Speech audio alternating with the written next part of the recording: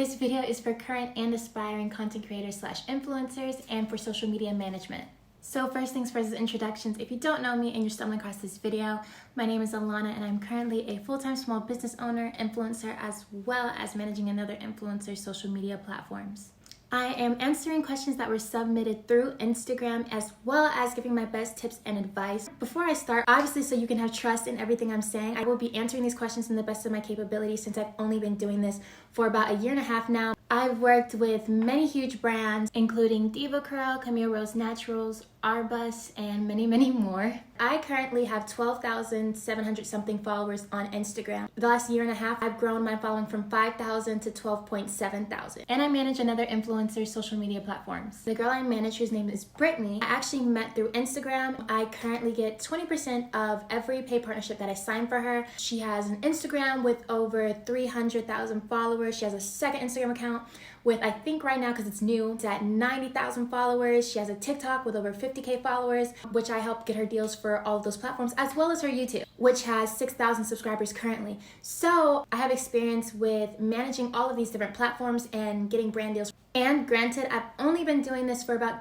almost 2 years, so obviously I don't have like 20 years of experience, so I will be giving the best advice that I've learned so far. The most asked question that was submitted was, how did I start? The first job I ever had was a part-time job at Haagen-Dazs. I ended up having to quit that. A few months after starting my small business, it ended up taking off and I had too many orders and I didn't have the time to clock in anymore. After I started my small business, I realized I wanted a second source of income that I had a freer schedule with. Right around my 17th birthday is when I did know that I wanted to start influencing. Shortly after that, I actually ended up receiving an email from Thank God It's Natural, who wanted to work with me. That is quite literally what got me started on this whole thing ever since then. That was my first ever paid partnership, and that encouraged me to help take Instagram more seriously. And at the time, I do want to say I did have good quality content. I got my first ever collaborations with Thank God It's Natural, Revive Superfoods, and Pure Culture Beauty. I got those pretty much back to back, I think like within the same month or two that I even started influencing. At the time, my Instagram only had photos of me. My photos were always clear, my backgrounds were always nice, my lighting was always nice. So that is definitely what helped me and gave me that boost. Honestly, if I had poor quality content, I would have had to have start my Instagram all over if I wanted to do this. I had kind of always taken Instagram a bit more seriously since I started it my freshman year of high school, because I did know that's something I wanted to do at some point. I had myself on a great start off point because I already had 5,000 followers. I already had enough to start getting paid. I had high quality content. I had high engagement. When I did that paid partnership, I went out of my way to make sure that the photos were high quality photos. I was required to do a photo post and a video post. The photo post is still up to this day. The video post is not. For that paid partnership, I literally had to teach myself how to edit, do everything I wanted to do, because I knew already, like, hey, not only is my first paid partnership with a big brand, but I like this brand. I want to make sure that this brand wants to work with me in the future, and that any other brands looking for my past work, they see that I only have high quality content, which that did work, because literally like 2 weeks after I completed that paid partnership with TGN, they wanted to work with me again. I thankfully started this out with the right set of mind. So that was about 2 years ago. I'm currently 19 now. One of the questions I've been asked a few times that was submitted that I think is one of the best questions I've been asked is to do a pros and cons of being an influencer slash content creator. I think that's the first thing I should start off with for anybody that's interested in doing this or wants to start doing this. I've compiled a list of everything that I could think of. So starting off with the pros. My biggest pro would obviously be the money. If you're doing this correctly, if you have good engagement, you have high quality content, and you know your worth, you will make really good money. Advertisement is always really good money. Another pro is obviously it's not a difficult job. Let's be honest. Anybody who tells you this is a difficult job is lying to you. I don't care how big their following is. I don't care how many paid partnerships they receive. It's not a difficult job. Another pro is obviously it's a fun job. Who doesn't love a fun job? I mean, there aren't too many career choices that you can do where you get the full freedom of doing whatever you want to do. My fourth pro would be you get to schedule your own work hours, really full freedom in your scheduling. There's really only limited situations where you might be working on someone else's schedule, the brand might have a specific schedule laid out for you or whatever that may be. Another pro is PR. Not only can you make great money from paid partnerships, commissions, etc., you also get sent lots of PR, especially if you're being sent constant PR, can cheapen your expenses in your life, your cost of living, etc. Like for example, I've been doing this for almost 2 years. I haven't had to pay for curly hair products since I started because I get sent PR, paid partnerships. My bathroom is just full to the brim with curly hair products, and anybody who has curly hair, especially black curly hair, you would know like the products are expensive and you have to consistently buy it. So that has taken out a big chunk of my expenses. Same thing with skincare. I haven't had to buy skincare in a while, and I won't have to buy skincare in a while. PR can eliminate some of your wants and needs. I've been sent, free food, free juices, so it's less money I have to spend at the grocery store, or being sent free clothes, free shoes, whatever it may be. Another pro are influencer events. I'm sure at some point in your life you've seen how awesome influencer events are. Exclusive movie premieres, shopping, all kinds of things. And another pro, which kind of feeds into that, is opportunities. You get presented opportunities you might not have been presented otherwise if it weren't for your social media. I'm sure you've seen so many influencers who have blown up for having a good sense of style, end up being runway models, professional models, print models, whatever it may be. And lastly, what kind of feeds into those two as well are making new connections. You might meet people you would have never met otherwise. You're meeting people around the world. Just like with anything, any job in the world, there are cons realistically, and these are the cons that I've experienced or seen so far. First one is time consuming. Let me put it in this perspective. Let's say if you have a part-time job and you clock in at 9 a.m., you get off at 3 p.m., right? You're only working within that time period. You go home and the work stops. Whereas with content creation, it's more like an everyday commitment. Every single day you're looking at something and you're like, how can I create content today? What can I do to create content today? Every single thing that you're doing, every single thing that you're attending is content, is potential content. That's what you're consistently thinking of, which kind of ties into my second con, which can be people around you can find it a bit annoying, or people around you can judge you for it. For example, some people are annoyed when people are consistently recording or taking photos of things. Some people just get very annoyed with things, and at the end of the day, they might just not be that supportive of you. Obviously, if they're super supportive, the chances of them getting annoyed by you trying to pursue your career is pretty little. My third con, and probably my top con, would be inconsistent pay, which ranges in two different ways. One, it may be that you're inconsistently signing paid partnerships, meaning you might sign one month, and the next month you're signing 4, then the month after that you're signing 2, then you sign none the next month. It can be pretty inconsistent of how much money you're earning. There is also the possibility of late payment. The longest I think I've had to wait for a brand to pay me is about, I think, 2.5 months, 3 months. And I feel like there's no in between the good and bad experiences of being paid. Fortunately, I've never come across the experience of not being paid. I know that there are some influencers and content creators who've unfortunately done the work for a brand and getting paid was a huge issue. I've seen people have to bring legal parties in for this kind of situation, but fortunately neither Brittany or I have come into contact with anything like that. But we both have experienced brands being late with paying us. Another con is probably the amount of rejection that you have to deal with. No matter who you are or what type of content creator you are, at the end of the day, you're going to be rejected for something at some point. If you don't do well with rejection, this is not the job for you. I think for probably every, partnership I've gotten, every PR I've gotten, there has been at least 2 rejections for each one. Another con that kind of ties into that is hate. Obviously, the bigger of an influencer you are and the bigger platform you have, the more possibilities you open yourself up to online hate. Like I've said before, my platform isn't really that huge. I have received some hate, honestly, is racism. Racist comments, racist DMs. Thankfully, it's not a large amount. It's not like I'm getting it every day or consistently. I'd probably say maybe once every 2-3 months, maybe. So doing something like this, you do open yourself up, if not now, at some point, to some form of hate. Thankfully, I haven't really experienced that. I hope to not experience that.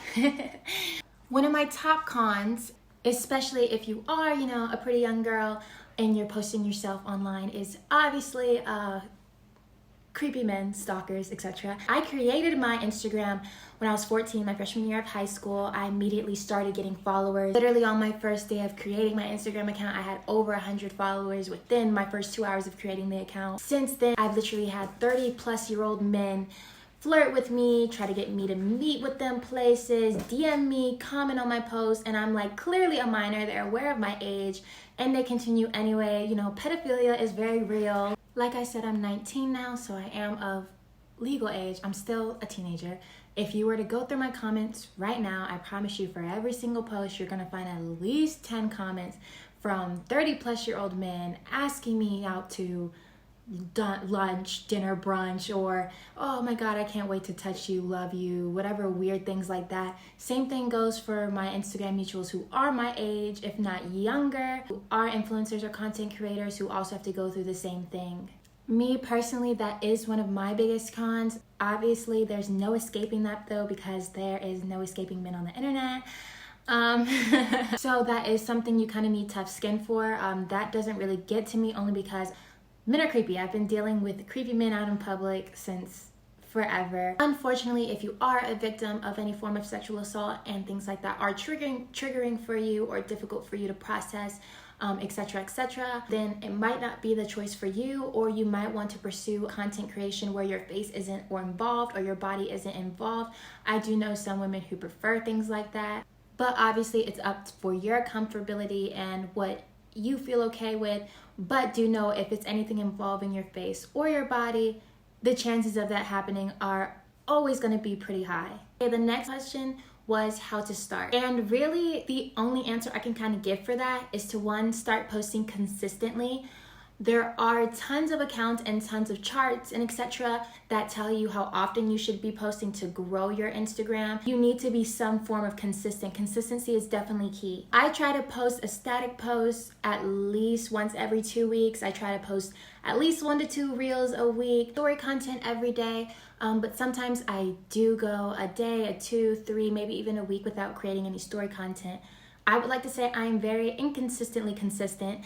I would definitely say you need high quality content. You want your photos to be clear. You want it to be a high resolution.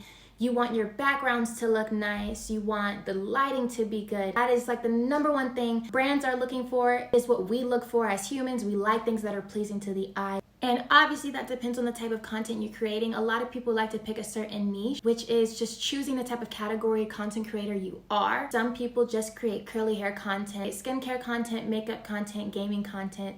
Possibilities are endless. I would be considered lifestyle content because I do create multiple forms of content under my one page that's still all tied together. Like one day I might post a selfie of myself, the next day I'm posting a reel about breakfast, 2 days later I might be making travel content, the next day I'm posting about my dog. So that's the way I prefer doing it, because that way I'm able to work with a wide range of brands, so I'm not confined to just one topic and one category of brands to work with. But it is easier for some people to just choose one thing and circle in on that one topic. Another option is to just create multiple pages for each content that you want to create. Like me, I do have my main page, it's considered lifestyle content.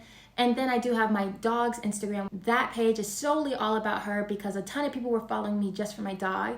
And so I was like, okay, I should definitely make her own social media. And that is what some people do. Some content creators or influencers, they have their main page, which is their personal page, then they have their food page, and they have their travel page, etc., etc. Now, if you want to be specifically an influencer and you want to be paid to post, paid to promote, usually the starting amount of followers to have in order to get paid is 5,000 followers, which is different from user-generated content, or UGC for short, where you could have 0 followers, no reach, no likes, but you're getting paid to create content for brands. You don't post anything, you send it off to them and they post it on their Instagram, Twitter, wherever it may be. It's definitely something to look into. A lot of people do both. I have done both. But if you're one of those people who find it embarrassing to promote brands on your personal page because you think your friends might judge you, then UGC is probably the line of work that you want to go into, because you still get fun and freedom of not only creating things but getting your own schedule. You still make good money and you never have to put anything on your own Instagram or social media. So you want to build a community, you want to build mutuals, and then obviously you can't let the possibility of embarrassment or being nervous hold you back. If you're motivated and if you succeed, it's a job that pays amazing, and it's a job that almost everybody wants. I mean, let's be realistic. If somebody judges you for it, chances are if they were given the opportunity, they would do that job as well. Out of everybody I know, I can definitely say at least 90% of them want to be content creators or would be a content creator if they could. One of the questions was, do you have to have a large following? And if so, how do you get it? Firstly, if you want to be an influencer specifically, you do need a following at least 5K.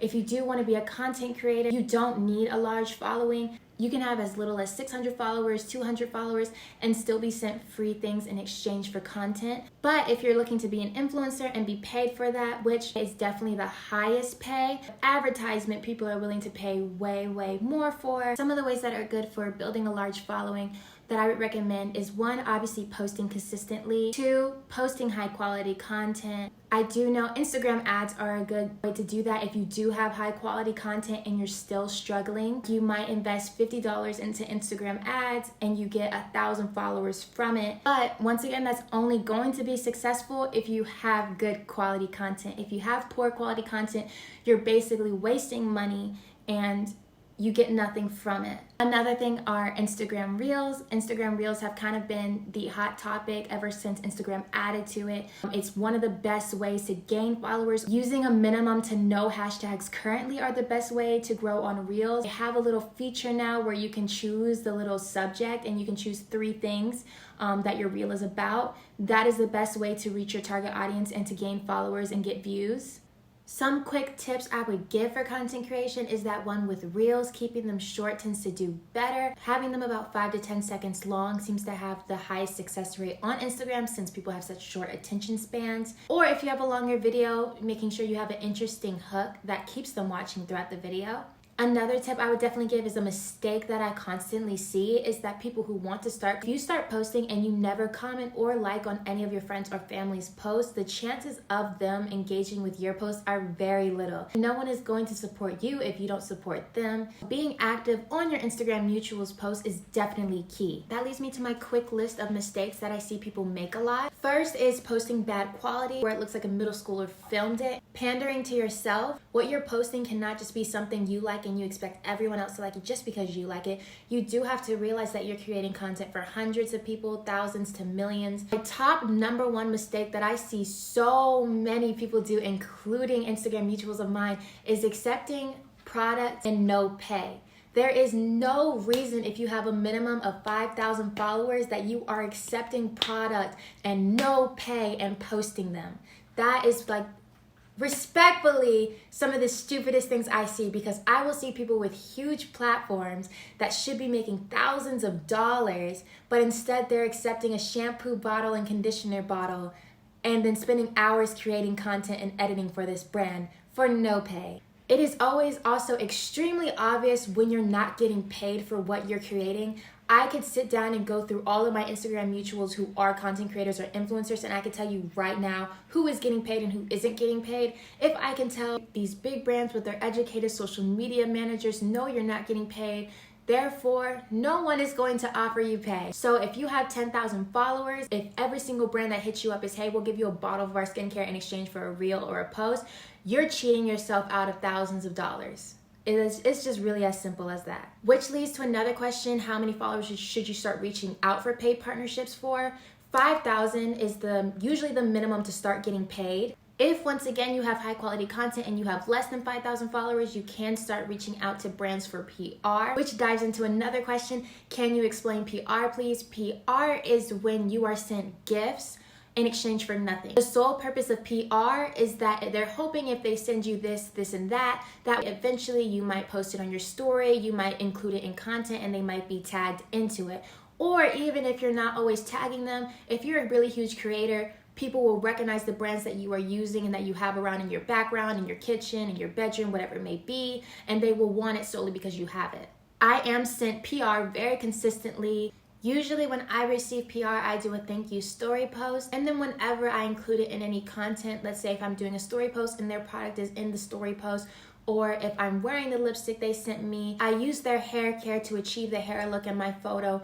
I'm wearing their top, I'm wearing their whatever. I always tag in everything, which is also a quick tip. Tagging brands in your post does go the mile. Say if you're consistently wearing Urban Outfitters, you're creating great content, Urban Outfitters might eventually see that, reach out to you wanting to work. I do say the tip with continuously getting PR is creating at least some form of a story content with it. Like I said, I always do a thank you story post, and I always tag brands in anything that I do create that their products are featured in. That also helps me get a lot more paid partnerships. Next are 2 questions that kind of go hand in hand. I was asked, does Instagram specifically pay me? And how do I get paid for real views on Instagram? Instagram does pay you specifically if you qualify for bonus program with their real views. I'm really not sure what their qualifications are. I can say that I qualified for it the moment they launched that program. I did have paid partnerships and I am a business or creator profile. And then my client Brittany, she qualified for it after her first or second paid partnership that I signed for her. So I do believe you have to be a paid influencer or paid content creator to qualify for the program. Do you know your account needs to be approved for monetization status? Basically what happened was that one day when they launched the program, I opened my Instagram app,